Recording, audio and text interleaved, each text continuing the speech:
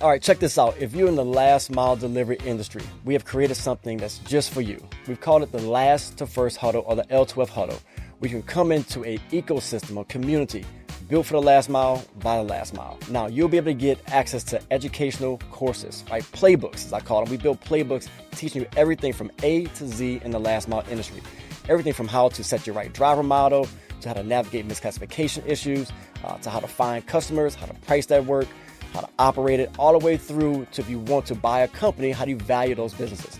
We also have an AI tool called Ask Miles. Miles will answer any how-to question about the industry. I've personally trained it myself.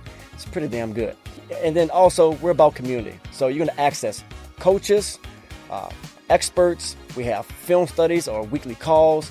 You'll be able to deep dive into workshops. Look, this is the place to be if you're in the last mile industry. L2Fhuddle.com. I'll see you inside. It's time to huddle up. Let's do it. I had 100 union drivers, Teamsters.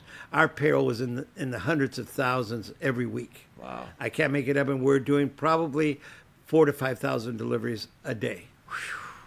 Wow.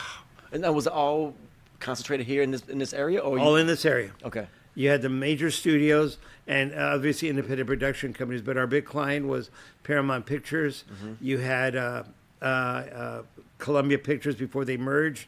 You had Warner Brothers. Mm-hmm. You had CBS and several of the TV stations. Disney Studios.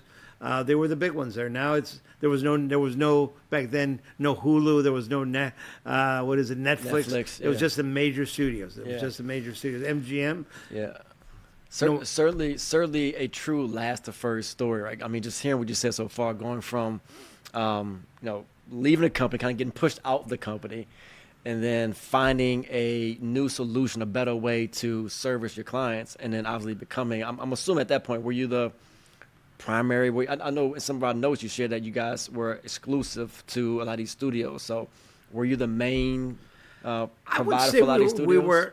One of the top there was ones? Probably another company. There was about 2 or 3 other companies that were also signatory to the industry. Yeah. And what's really fascinating, we all came from the same company that I worked for. I can't make it up. There's another story. One of my main competitors, actually, they worked for me, and some things happened that were not exactly what you would consider ethical, but they started their own company to compete with me. Several other people did startups or whatever. Most of them failed. One of them did continue on. And there was another couple of other companies that were already there, but they were never the size that we were. Yeah. We grew the fastest of all the companies, and because we had the technology, we always would reinvest our money every year to see what was new, what was out there.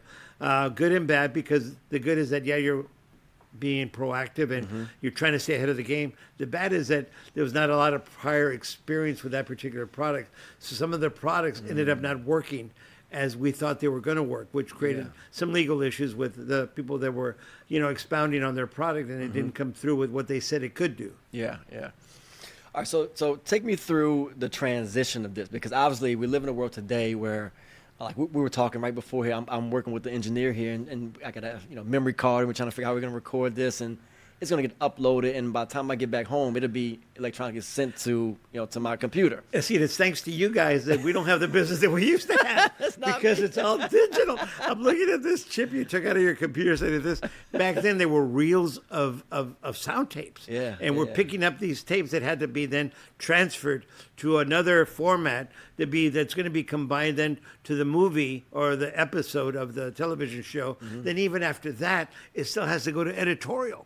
Where they're actually hand splicing things physically. You could see everything on the floor. They would call them the cutting rooms. That's why they were called the cutting rooms, because they're literally cutting film, splicing things together with tape. To see the process, I can't make it up. I would be a part of that, and there were some projects that were very private or very, very critical, like Eddie Murphy's Beverly Hills Cop 1.